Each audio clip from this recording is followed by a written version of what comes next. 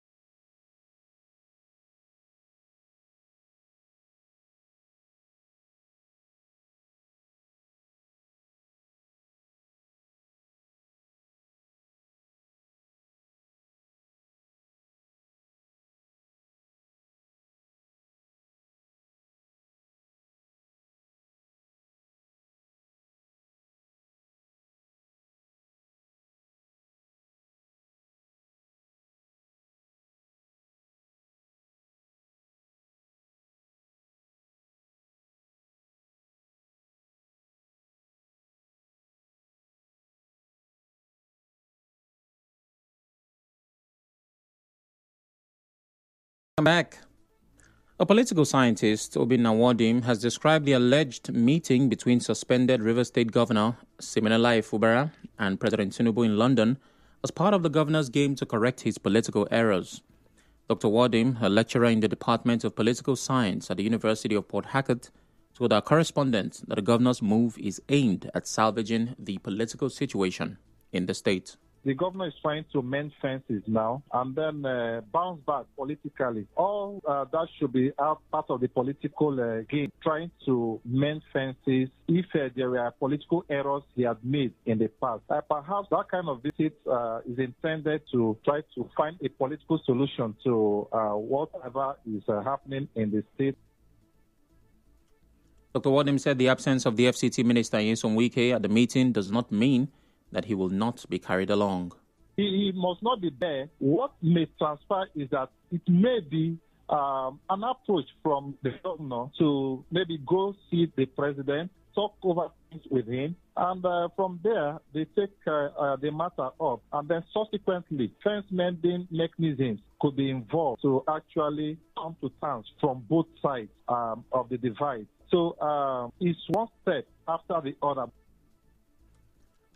Also, a public affairs commentator, Jide Ojo, said meeting is a smart political move by Governor Fubara.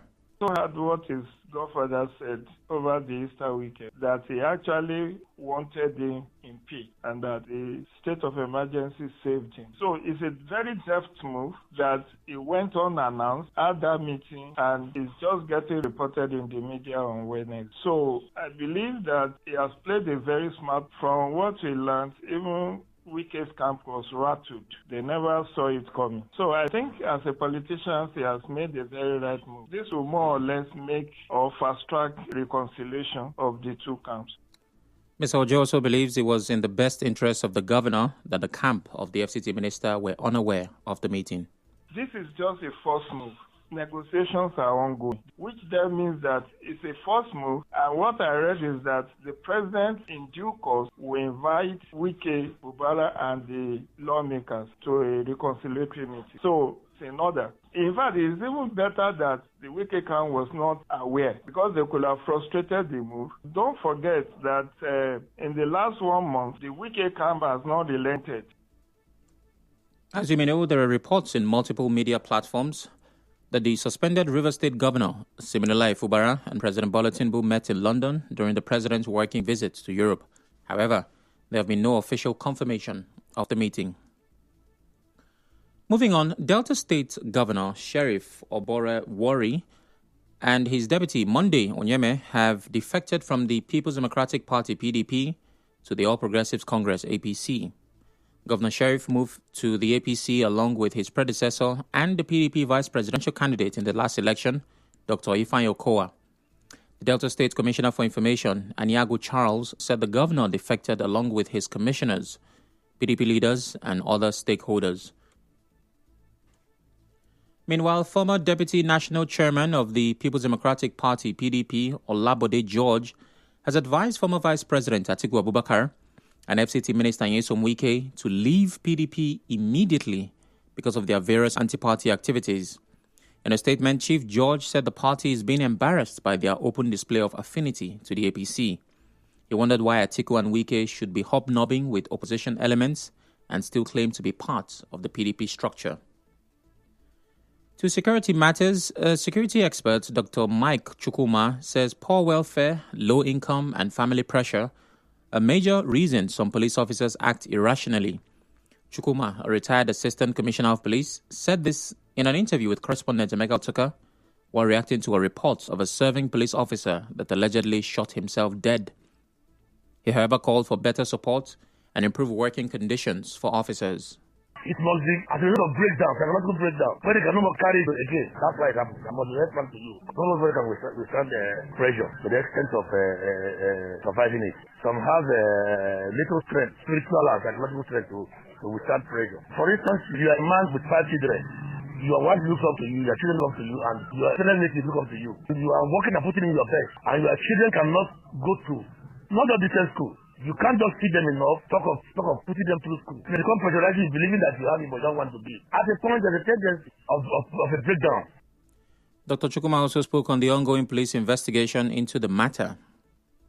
The police need to go beyond just surface announcement. Let them go and investigate the psychological causes of that, their background, who they related with, how they related, a job where the teacher can offer. They don't have anything called welfare. There are privileged police officers who may get good postings or federal duty allowances and they get into them. But how many percentage of them are there? Looking at the take-home package of a policeman in this country, considering what he's putting in for the service of this nation, and the fact that he has a family to take care of, personal direct family and extended family, who also look up to him, believing that he's as big as the gun is carrying. There's pressure on police officers, even for us who have retired today. As you may know, the Rivers State Police Command says it is investigating the circumstances that led to the death of a police inspector, Maxwell Zabu, a security detail to former chairman of Port Harcourt local government area, Victor Ihunwo, alleged to have shot himself at the residence of Mr. Ihunwo at Eagle Island in Port Harcourt on Tuesday. President Bola Tinubu is meeting the service chiefs and the Inspector General of Police at his official residence in the Aso Rock Presidential Villa. The meeting, which began a few hours ago, is to discuss the rising killings in Plateau, Benue, and other parts of the country. Benue State Governor Hyacinth Alia says what the people of Benue State need is full support from the federal government, not a state of emergency. Governor Alia said this during an interview on Arise Television. He explained that the insecurity in Benue is not beyond his control, noting that he can handle the situation, but needs more help from the federal government to end the crisis. The people of Eche ethnic nation say they will wage war against land grabbing and perpetrators of insecurity in the area, no matter how highly placed. It comes as a statement said 2 traditional rulers are facing disciplinary action on the issue currently. The resolution was reached at the Ogbako Eche Easter Convention held at the Omuma Traditional Rulers Council Secretariat, Iberi Omuma, recently.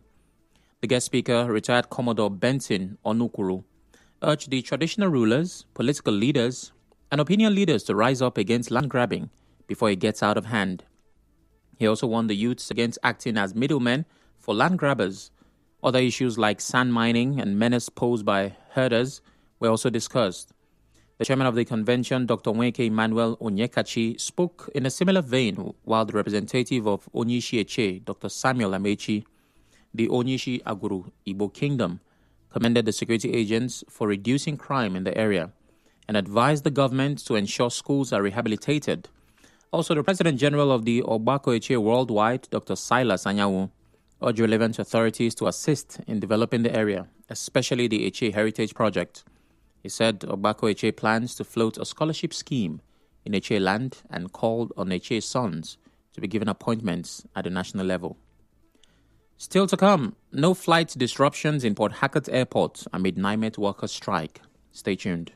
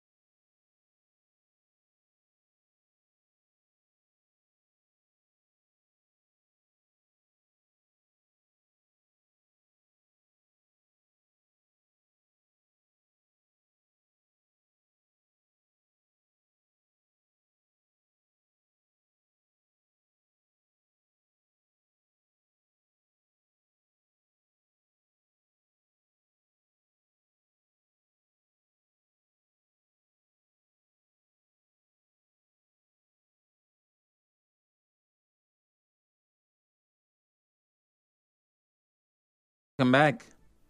The Chief Executive Officer of Buchi Oil and Gas Services Limited, Josephat Atusiaka, has debunked a viral report linking the FCT Minister Nyesom Wike to the ownership of Resto Park Nigeria Limited.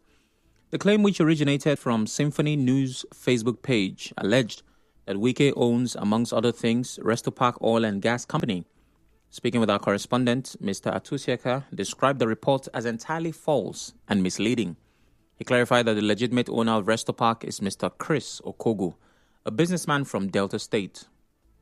The CEO of Resto Park is my very good friend and my boss. So I want the people of Rivers State to not believe what they are seeing on the social media, that the property is owned by Ezebonwa Onyesewike, the former Rivers State governor. So anybody hearing my voice from this moment should not believe that. The whole people in oil and gas industry knows the rightful owner of Resto Park, the CEO, is Chris Okobo. He's never a Rivers man. He's from Delta State. Resto Park started from former Resto Park in Eromo Odumaya, 1999. Presently now it's a total free station, Eromo Odumaya.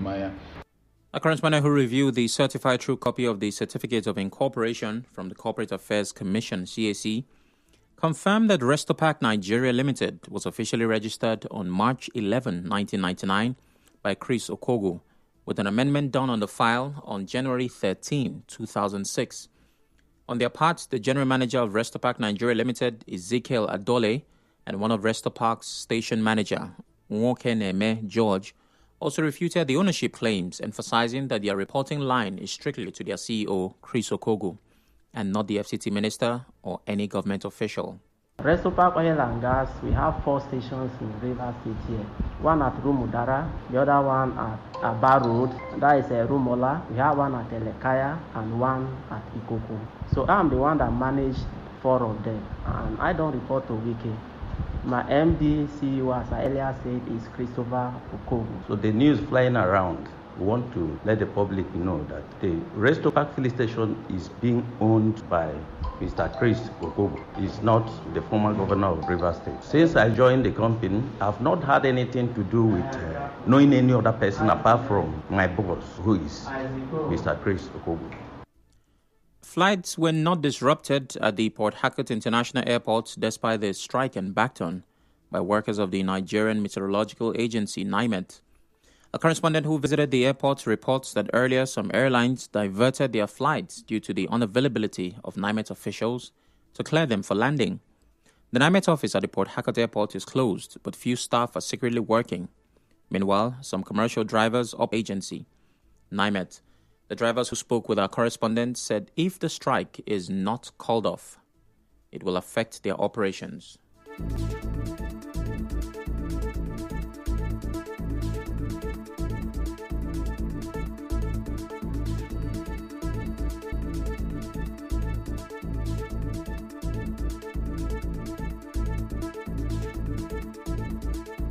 We'll play no land. The economic activities here go they stranded. Drivers no go move because our duty here is once the plane land, we carry passenger to wherever they are going. So if plane no come, that means it will affect us. If you drive empty, come here. Can't drive empty, you no see passenger drive go. That means you are running total lost. Go make us work no go there and we no go see passenger to carry and to get money to eat. Government supposed to look into the matter. Make government give them waiting they want now, so that at least we myself will go work. If flight no land, people no come. We go there here now, we no go fit drive go anywhere. Until when the flight land, passenger arrive, then we are sure that they can at least 1 or 2 go come out for us too. The workers are demanding improved welfare packages and a review of their conditions of service. As you may know, NIMET staff across airports in the country embarked on an indefinite strike over poor welfare conditions. The Minister of Education, Dr. Maruf Alausa, has announced the release of 50 billion naira to the academic and non-academic staff unions of federal universities for the settlement of earned allowances. The Director of Press at the Federal Ministry of Education, Folashade Boriowo, said this in a statement. The minister pledged to continue working collaboratively with all stakeholders across the educational sector. As the world marks World Book and Copyright Day, an author, Dr. Ella Eza-Dilije, says literature plays a vital role in preserving history and innovations made in the past through writing. Speaking in an interview with our correspondent, Dr. Eza-Dilije, also known as Veronica's daughter, explained that literature has helped document societal events and ideas that have contributed to advancing the Sustainable Development Goals. Once we are able to keep a record of what we have done, it makes it easier for those that are coming in front. Imagine if humanity, throughout the years that science was developing, they did not bother to lay down the processes. We'll still be going back and forth. From literature, we're able to know exactly what has been done, what each society needs, because it is been put down in written form. So it's important for everyone. To make a good leader, you have to be a good reader, meaning you are in the process of reading about how humanity has lived all through millennia. The social media influencer noted that writers now encounter declining reading culture as many people are losing interest in reading. She also said the high cost of living has made book publishing more expensive. One of the biggest challenges we face is the fact that the reading culture is declining. People don't want to read. They want to be fed information electronically. They're no longer as interested as they used to be. The rising cost of printing makes it more difficult for writers to bring out books. Before now, I can buy a good book for 1,500. Now, for you to buy a good book to read, the least you can shell out is like 5,000 naira. Economic situation makes it a bit more difficult for people to settle down and read because they are fighting for survival. This year's theme for World Book and Copyright Day is the role of literature in achieving the Sustainable Development Goals. On the international scene, Indian police have detained some 1,500 people across Jammu and Kashmir as part of an investigation in the killing of tourists. Security forces have released a photograph of sketches of the suspected attackers. The attackers fought for 20 minutes, continuously using automatic rifles. Those involved in the attack are members of the Kashmir Resistance Front, an offshoot of the banned outfit Lashkar-e-Taiba.